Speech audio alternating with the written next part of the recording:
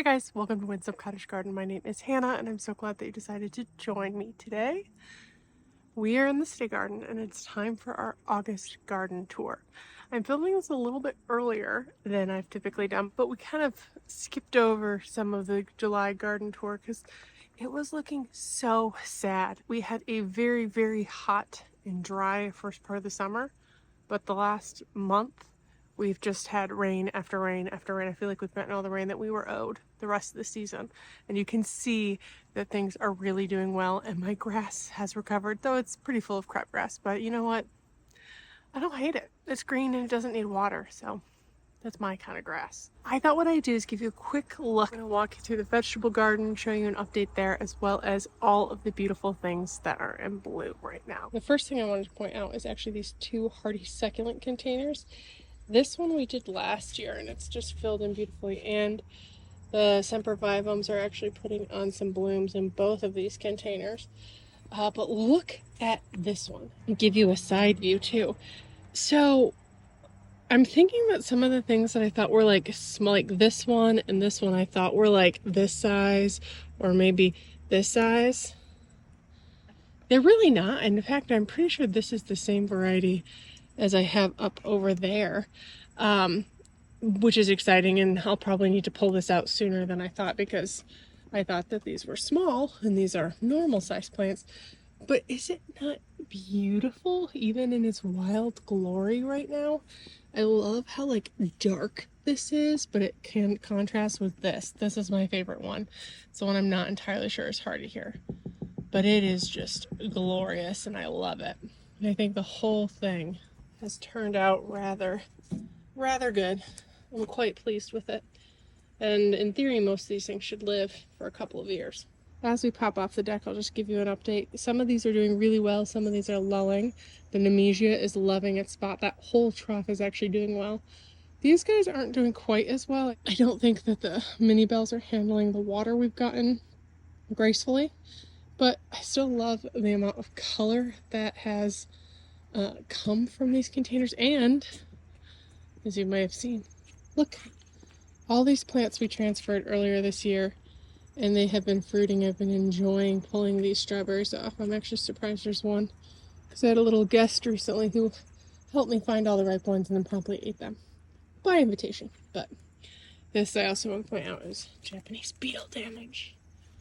Curses. But let's quick pop around. Let's ignore this big weed that I'm fighting. And since we have gotten so much rain, there's a number of things that are a little downtrodden by the rain.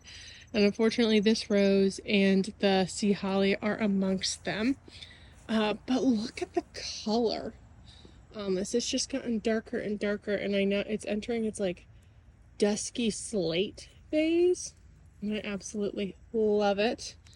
This rose, I am actually taking some pictures I'm going to be sending somewhere. I'm a little concerned that this is rose rosette's disease. I don't know if you can see the crazy spikes. I am going to be stopping at a nursery to check with their experts to see if they can tell me. But I'm bummed because this is on its way out, but this is just one of the most beautiful smelling roses. And I've only had it 2 years.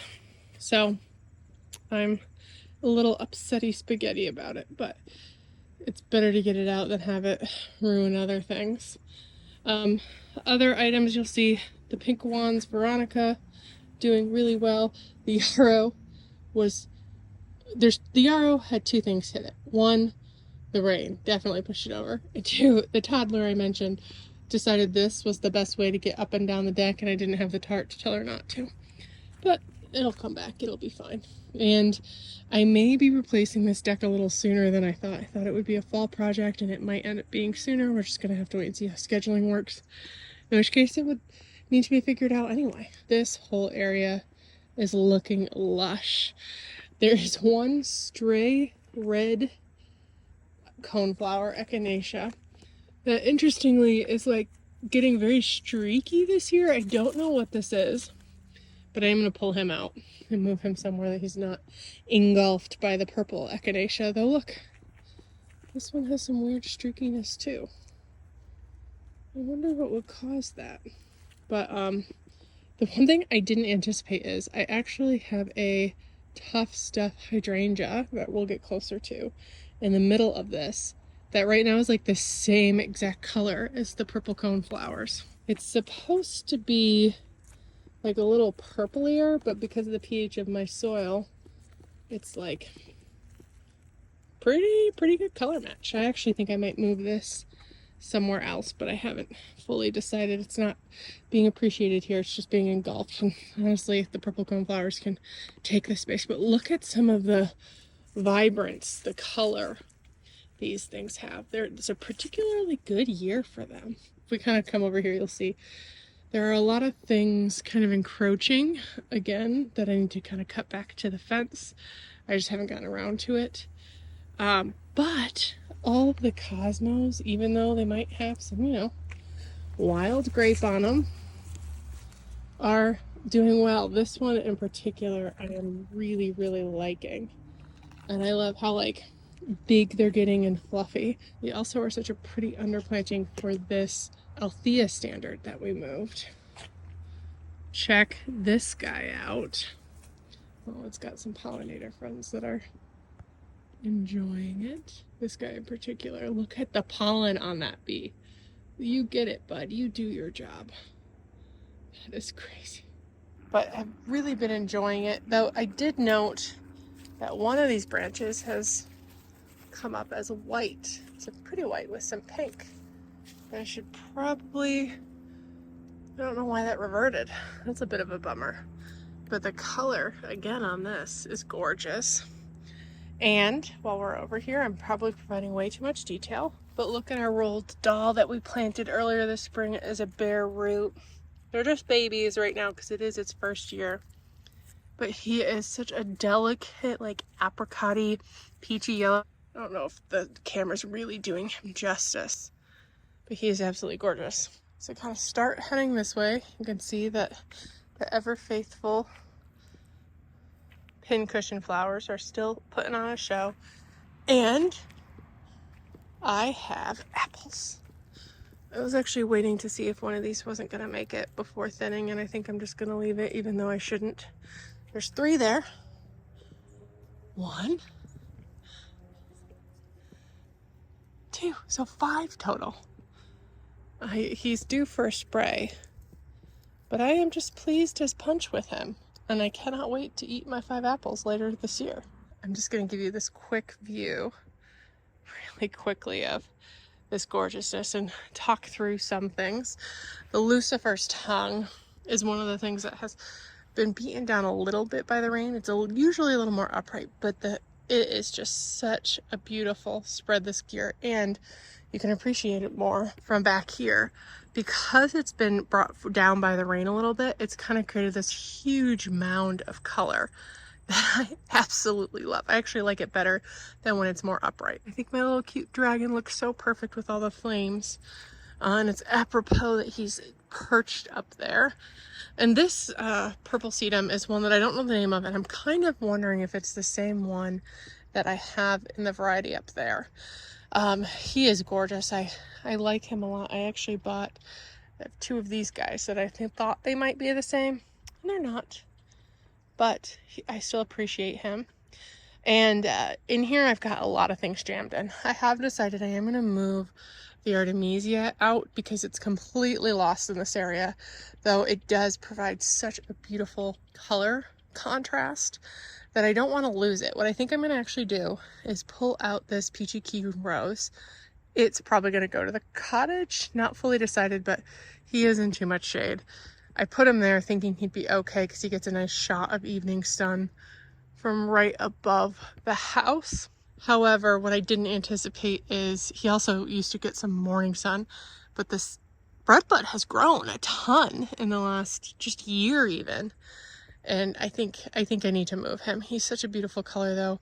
And I love the Peachy Keen Rose. Right next to this is like the Peach Sky or Firelight or something like that. Yarrow, which is of course fading right now because it's more yellow, but it was peach before it's come here. So I'm going to move him. And then what I think I'm going to do is take this White Wands, pop it back a tiny bit, not that far, probably about there-ish. and then maybe bring some of the Artemisia up. But this eyebrow bed, we had a lot of celosia. So we have some bonus asters that had been labeled as something else. They were, I think, involved in some of the seed issues, though I think it mostly involved peppers, but they're supposed to be alyssum, and I think we can all agree these are not alyssum, though they are very pretty. I think they're asters. Maybe they're daisies? I don't know. Someone tell me what they are, because I don't know.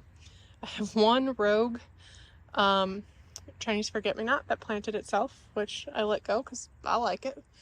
But look at these allium. These are Millennium allium, and there's only a couple bees on it right now, but they are going to be hitting their stride in the next few days, and I cannot wait to see them. They're one of my favorite things, especially late summer.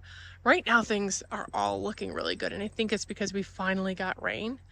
But man, I love these guys. And they kind of provide a real pop of color in a time where some things are starting to look sad. You can also see that this ground cover we planted last year in the fall is doing really, really well. There was another one I popped in here that's been engulfed. Oh, here he is. I was actually thinking these are banana creams that need to be cut back. This guy, I need to move to a better location where because this is going to happen all the time. But I love him. And then the wildness of the garden. We're going to pop into there in a little bit, but you can already see that Gertrude is doing some beautiful, beautiful stuff. And I am so, so hopeful that she does not also have the rose rosettes or rose roselles. I can't remember what, but either of those diseases.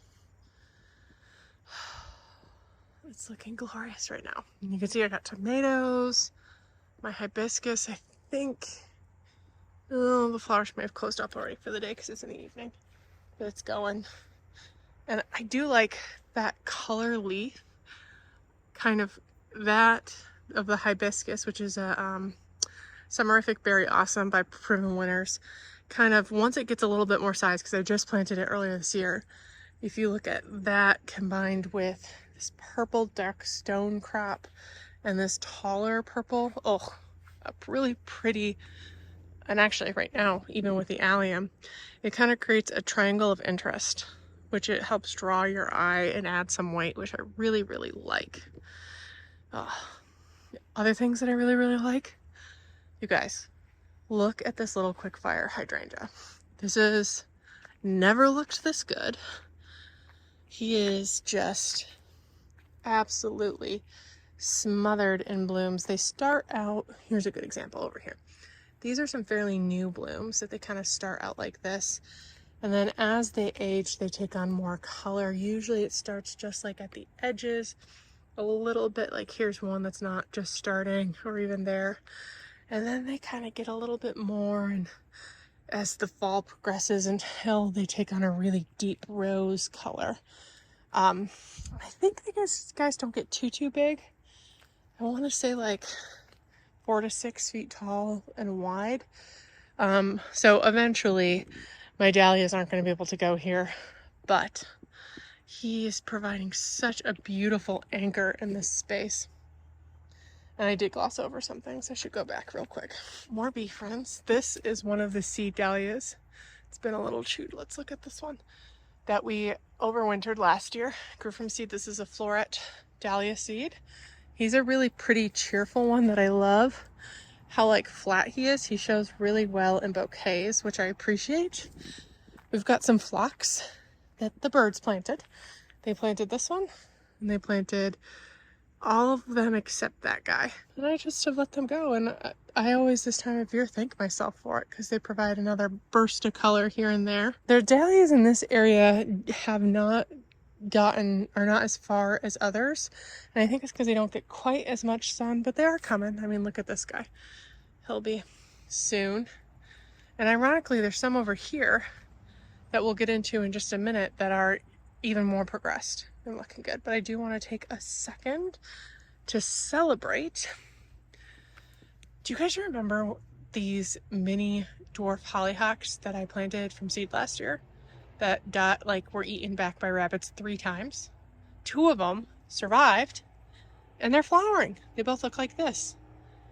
Unfortunately, I probably need to move them because they need more sun. But isn't that beautiful? And we can take a moment to just appreciate this phlox that I don't know what it is. There's another phlox right there that I think is, I mean, the birds planted them. So they're very similar, this one, and the first one I showed you, but they're all just a tiny bit different, which would make sense depending if they were probably from the same plant, but maybe were cross-pollinated with other things. And it's kind of ironic because I did plant that phlox and this one, which is a really pretty bright, like coral. It's a more warmer pink. But this guy also needs to move a little more further forward. So, other things that need to move, the white glitter hydrangea. And they're a little worse for wear. They've been knocked back by some falling things, and they're really not getting enough sun again. This has actually happened quite recently as well, too. The hosta loves it. The hosta, when I planted this, ironically, he got a tiny bit too much sun. And now he's living the high life, and look at the variation in his leaves. I think that's pretty, especially with this like ground cover we planted last year. Pretty, pretty, pretty. I've got a bird that's not happy with where I am. He must have a nest close by. So I'm sorry if you hear that, but look at this pom-pom style dahlia. He's a very deep red, which is enjoyable. First, he only started blooming this week, so some of the stems are a little bit short. I'm going to deadhead them soon. Stick them in a little jar to appreciate and hopefully get some larger stems. He's working on one, but we can do a little bit more. But you guys, look at how full this is.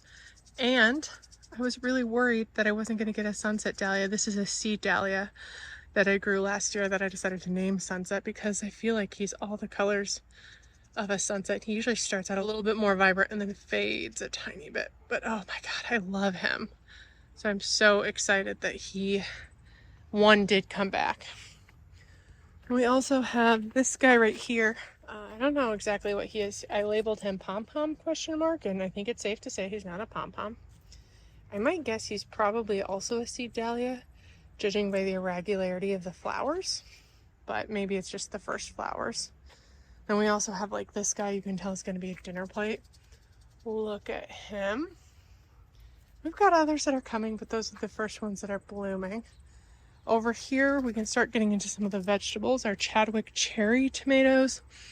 This is a spot that I always stick a cherry tomato that's prolific, but one that I don't mind if I don't get a ton of because he's kind of like behind everything. And I think the lack of airflow is affecting him a little bit because you can see there's some leaves I need to prune off. But he's doing well, and he has put out one of these guys, which I'm going to kind of train over here, and I bet it's going to love it. But man, I've got some pretty big cucamelons. Well, I say pretty big, it's pretty small. That's like what? It's over an inch, which means they get very citrusy when they're this size. I turned them as garden snacks. That was a little citrusy. I did let him go a little bit farther. You can pick them when they're smaller. You know, I'm not seeing a ton. I should be seeing a ton. I wonder if my little toddler gardener came and helped. I told her she could pick them. I told her you can pick the cucamelons green, but the tomatoes have to have color for you to print. She came to us up on the deck and she was like, I found some green tomatoes. And I thought she could have actually found them because we just had a rainstorm. And then I went and watched her pick some. So I came and showed her what she could pick. And then she only picked one green tomato. But speaking of not green tomatoes, this is a sun gold cherry tomato. And you guys, they really do live up to the taste type. I've been getting a handful, but there's a couple more I need to come get. And it's kind of been contained. I did some pruning early on. Oh, what is this? I wonder if that's hornworm. This is definitely hornworm damage. I'm gonna have to come out with a black light tonight. Look at that. These are signs of hornworms. The next sign, which I'm looking for but not seeing, is like surprisingly large poop. But so actually, tomato hornworms, which are nasty looking things, can take an entire plant down very quickly. This time of year, they should have already progressed beyond like caterpillar stage, but I'm gonna come out with a black light. They do show up really well in the black light tonight and see if I can find them and kill them, unfortunately. But this guy is a blueberries, cherry tomatoes. Got a ton of fruit. I've been getting some of the lower stuff, and there's a couple more I can pick. already going. And then over here you can see the blueberries cream. I'm gonna have to reach in there. There's a couple ready already, which is exciting. And also exciting, this Bliss Dahlia is doing really, really well. I had planted a Cheers Dahlia right in here that did not come up. Though randomly when I was finally like a month late throwing away my sprouting tray, I found one that had put out a baby and just stuck him in the ground. I think he's right here. So maybe he'll live. First I thought this guy was the Cheers Dahlia. No, it's this Dahlia, which in retrospect, I should not have planted where I did. These should have been moved. I think he actually was moved a little further forward. Things shifted. This is actually the first flower I've seen. It is a Missy Sue Dahlia. They should be about that big, so I'm hopeful that I'll still get some good ones. But this right here is some of the more prolific bloomers. We got the Leonardo Dahlia. This one I don't think I had a name on, but he's really pretty. I am being plagued with earwigs. I don't know if you see this one right here trying to be stealthy. And they create the holes and eat back the flowers. I actually need to get some bait. This is another seed dahlia that I think might have been a cutting or taken off from the one on the other side. We have some really pretty, again, pom-pom style. This one's like a really deep red, which I like. And check this guy out. I don't have his name, but he grew on my deck pot last year and I absolutely loved him and I was really worried he wasn't going to come back. He is absolutely stunning and I am so excited to see him. So others gonna have some more dahlias in the coming weeks. I'll probably do an update in a few weeks when these guys are so covered. We won't know what to do, but we've got more to look at. So let's hop on into the vegetable garden. It's actually getting kind of humid. Like it feels like it might rain. You can kind of see the frizz of the hairs going up, but it's not supposed to. When does that stop? I think, oh, I just got a whiff of this rose. This is Gertrude Jekyll and she needs another moment of appreciation. Now, the edges of this is a little bit damaged, but is she not just so beautiful? This is actually the same rose we planted on the arbor at the cottage because she's prolific rebloomer, smells amazing, like one of the best smelling roses I've ever smelled. And I love her. However, I am again a little concerned that this might be Rose Rosette's disease. I have to take some pictures and send them to that nursery and ask, because look, this is another sign of it. These like gnarly thorns. She's a thorny girl though. Like this is an older cane and that is very typical. So maybe in her that might not be a sign. But even like look up here, this is a little atypical of new growth. Usually it's more like this. But away from maudlin talks, look at how these flowers are doing. You can kind of just begin to see the zinnias back there are doing really well. The zinnias right here are doing well. The status is beginning to go. We seem to have an overwhelming amount of purple, which is a bit of a bummer. But things are just jamming. I also have beans, including some I need to come out and harvest. Some are babies, like this guy is getting ready to harvest. These are mostly Blue Lake bush beans, but I think I've got a couple dragon tongue. And then we'll look at them on the other side, but most of these are Paul's. One of these is Dr. Wishy's. And I wanted to identify which one because I was surprised I hadn't gotten any fruit yet this year. Let's look. Paul. I bet this is a Paul. Oh, look at this guy. He's going to be ready soon. These are all Pauls. Apparently I planted 1, 2, 3, 4 Paul Robesons. I mean, it is my favorite tomato. And I haven't had as much luck with my parents with the prolific aspect, but I am pleased with the amount of tomatoes you see. Maybe I don't have a Dr. Wishy's. Huh. I thought I did. Let's go look at these guys. These are San Marzanos, including a couple that are about ready. This is my Abe Lincoln, which I don't know if I see a single tomato on the Abe Lincoln. That's disappointing. And we have the San Marzano. Oh, here. Oh, I mislabeled something. I have this labeled as Dr. Wishy's. This is definitely a berries cream. That is a crying shame. This is, you know, on the gardener. I hope my mom then has one, because I will be very sad if I don't have any this year. It's one of my favorites. And this is a Napa Chardonnay, another favorite though. Looking at it, I would say again that this has been cross-pollinated with something, that this is not actually a proper Napa Chardonnay. Ironically, I've bought in 3 packets of seeds, and the first year I got one that I think was true, and then I don't think I've gotten a true one since. Bummer. While we're back here, you can see the celosia over here has not done as well as the other celosia. You can also see that the snow peas have gotten away from me. They're now in like shelling pea stages. But don't worry, I let a cucumber, what I think is a cucumber, go, because I had a cucumber here a couple years ago. And so when these need to be pulled out, I'm just going to kind of pop it up here and make it look deliberate. Oh, one of my favorite views. The blackberry canes are doing well, the ones that planted themselves.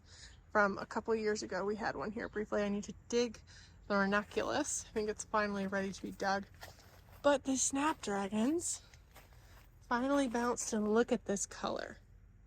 Is that not beautiful? These are snapdragons that I think probably about 6 years ago I had a packet of seeds from Baker Creek, like tall deluxe, and I've just collected them, the seeds, again and again. Over here we have more zinnias. These are a little bit behind compared to others, but this also has some blue forget-me-nots, and I did plant both of these with dinner plate dahlias. This one hasn't bloomed yet. I wonder if I can, yes, there we go, get it back so it can get the support it needs. But this one has bloomed, and I'm loving him. Also got our first and only pink Chinese forget-me-not right here.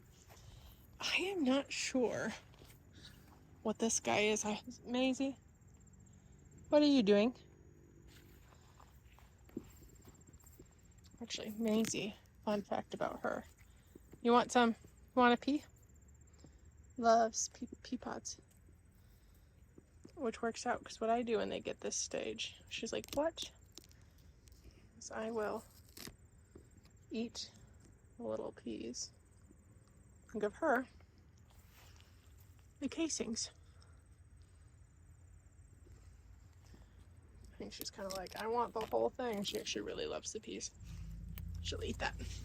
Nice garden snack. Okay, back here. I'm not entirely sure what this is. I had it labeled as dinner plate bridal, and it might have been. Maybe it's like a labyrinth.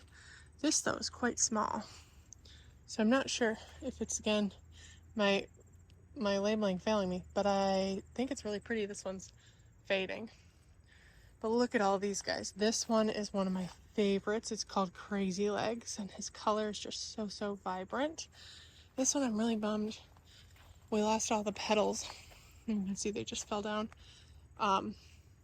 He's really pretty. So I'll have to come back and check him out. This one recently started blooming. Let's see, what are you? Crazy Legs. That's Crazy Legs. Maybe I'm wrong. Maybe this is Crazy Legs. This must be Crazy Legs. Yeah, actually that is Crazy Legs. So what are you?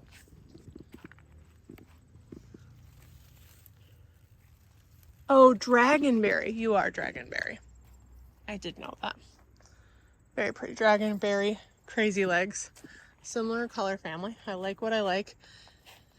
This one right here is called Iced Tea, and he's not really showing up properly. He's more of like a, this is a newer bloom where he does have some brown tones, but you can see as they get older they get some blonde. Speaking of blonde, this one, which is looking a little sad, but you can kind of still see him as Blonde Ambition. Tiny Treasures, rawhide, pretty, very similar to Crazy Legs. Oh, and look at this one. This has such a saturated color. This one is called Hula. This one's called Lauren Michelle, which is also very pretty. Here, I'm hoping this one might be a better example. These are all a little spent. Totally Tangerine. Loving them all. These are most of the Swan Island Dahlias that I bought and kept this year. All but one the Cheers one did not come up, and there's 3 in there, and that one of them was the Cheers one. But you can see from here, these zinnias are doing really, really well. I actually came and picked on them recently. These weren't ready, but now I think they are. This is doing really well. There's not anything super of note in here right now, but it's just looking lush and full. Though I guess I should, oh, I've got some. Well, I just noticed that. Well, let's ignore that, the like bag things. I think this tree, I need to pull him. I do think that he is just not doing well. You can see he's only flowering on one side. He usually flowers on the whole thing.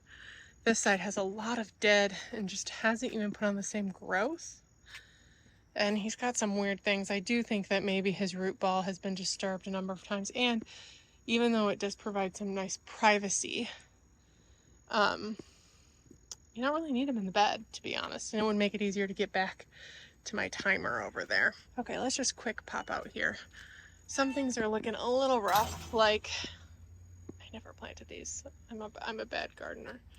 And I've got some kale to pull. Well, this kale, Scotch curled kale, is looking really good. I should be eating him. The peppers have just kind of started hitting their stride. Look at this corbachi. It's absolutely covered. He's beginning to turn. I got the first one of these guys.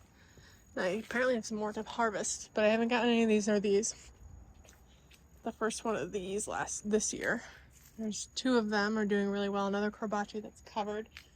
These mini bells, you guys. I bought them because I was late to the game and couldn't get like a snack box pepper mix, and this is what these are. Mini bells, and Baker Creek said that they were like the same thing. They're really not. I'm really bummed. I don't really like them, but I've got them. They're like this big. They're pretty thin walled. This one's actually not as bad. I don't really love the flavor. I also really wanted to talk on these. These were the guys that got drowned because there was a block in the bottom, and all of the peppers they set initially started turning red right away, and these are green peppers. You actually see one right here is doing the same thing. These are not mini peppers. They're full grown peppers, but I think it was the stress, and I really don't know if they're going to recover. But I've just been playing them as they turn red. They're still really nice in salads. Over here we've got some more phlox. They're supposed to be, they're usually pretty for like 1 week of the year, but I love the week that they're pretty. They're supposed to be this really pretty pinwheel. You can see there's a couple white ones back there, a couple pink ones up here that has reverted, which is a bummer, but still provides a pop of color at a time we desperately need it. Squash trellis. I don't know if it's me trying to grow squash or they just really don't like it. I did get my net up, and apparently I cut it last year. I don't remember. So I had to jerry rig some stuff because it's a little too short over there and a little too short here. But even the zucchini, I've gotten 1 green zucchini total. Nothing here. I've got a yellow crookneck squash. This might be ready. I'm having a hard time to that seems small to me. But it's been that size for like a long time, so maybe it's just a small, but he's getting some powdery mildew. Ugh, the trials of squash. I want you to know that I believe in the squash trellis. I just don't know if it's cut out for my driveway. I might need to find a new home for him that has a little better growing conditions, probably at the cottage, because I feel like it would do really well there. But speaking of doing really well, you guys have to check out these limelight hydrangeas. Look at them. My hibiscus is also going off. I don't know what this variety is. I planted it fairly early in my time here before I really made note of things. But he is amazing and gorgeous. And I love that he kind of fills the space with a really pretty bright pop of color before the limelights come in, but doesn't block my windows. But these guys are going to be amazing when they finally start popping out, which should be soon. You can see there's a couple here and there that are coming. I prefer the like more rounded shape, but you cannot say anything against the prolific nature of these to me, because golly, look at him, even up here against the house all the way around. He looks great. So there's not a ton of color, but where there is color is extremely pretty. I did plant a couple of years ago this like tangerine echinacea. It's being eaten also by the earwigs. I think I'm gonna move because he's wasted here. He's also not getting enough sun, but he is really pretty.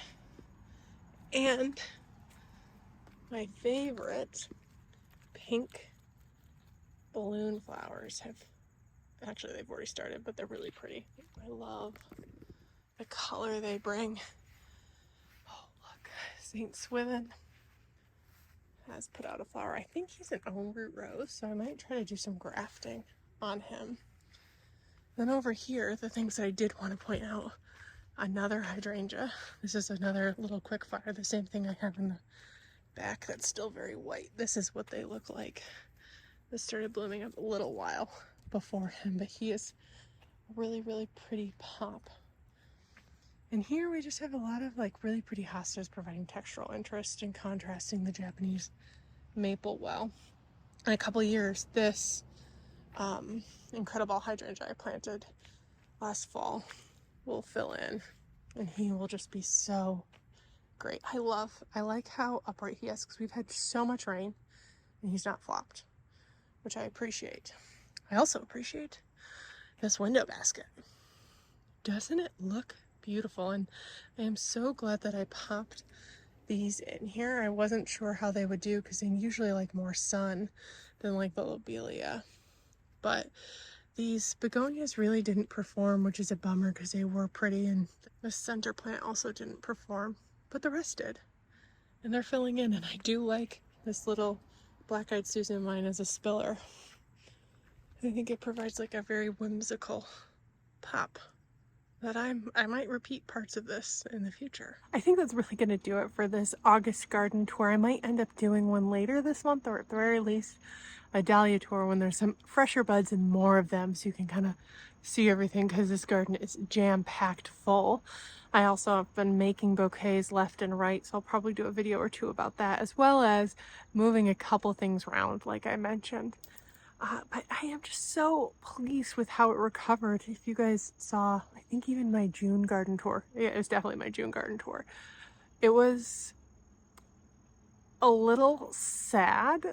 We'd had about a month of really, really hot weather and 2 weeks of extremely hot weather. And throughout it, we had had no rain. We'd had the driest May and June on a record since 1917, which was known as the Dust Bowl.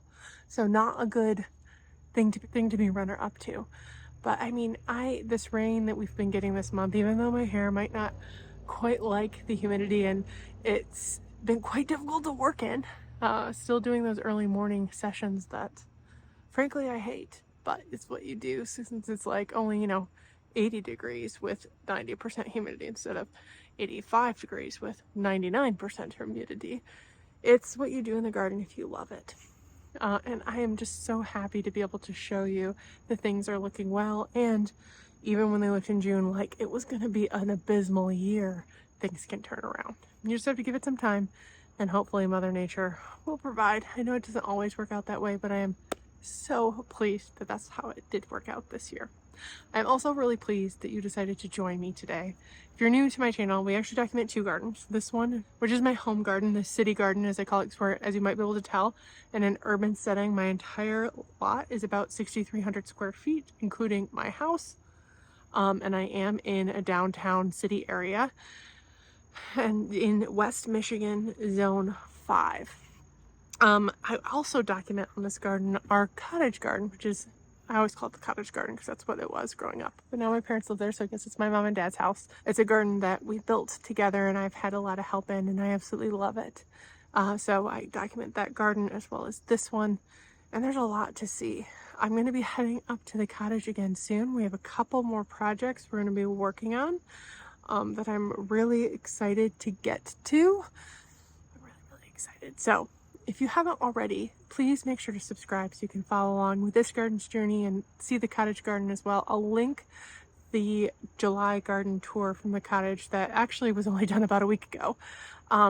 But it was looking really, really great there as well. And their vegetable garden that we added this year is absolutely jamming. It's really rewarding to see how well it's come along, and I know my mom has liked it, which I was hoping she would. So it's really exciting to see her kind of take charge of it as well. If you like this video, please make sure to hit that thumbs up button and tell me what your favorite part of the garden was, or if there's something that you'd like me to kind of talk a little bit more in depth about. I love to talk gardening, and I want to continue sharing it with you. Again, I really appreciate you joining me today, and I can't wait to see you in the next video. Bye-bye.